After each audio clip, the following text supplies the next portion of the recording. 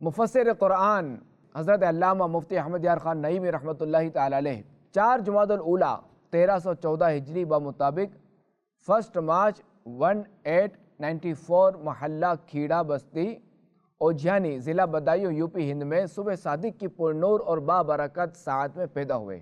شرف ملت حضرت علامہ عبدالحکیم شرف قادری رحمۃ اللہ تعالی علیہ نے آپ کی تاریخ ولادت شوال المکرم 1324 ہجری 1906 لکھی ہے۔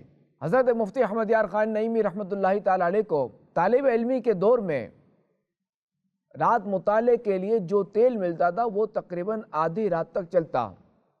اب یہ کہ چراغ تو بجھ جاتا مگر آپ رحمۃ اللہ تعالی علیہ کے شوق علم کا دیا یہ جلتا رہتا۔ چنانچہ جب مدرسے کا چراغ گل ہو جاتا، بند ہو جاتا، تو آپ رحمۃ اللہ تعالی علیہ باہر نکل آتے اور گلی میں جلتے ہوئے بلب کی روشنی میں بیٹھ کر مطالعے میں مصروف ہو جاتے۔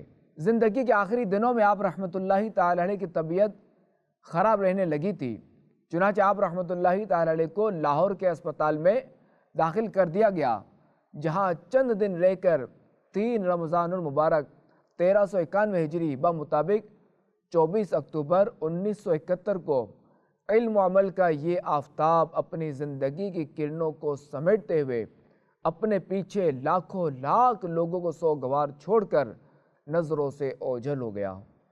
انا للہ و انا الیہ راجعون۔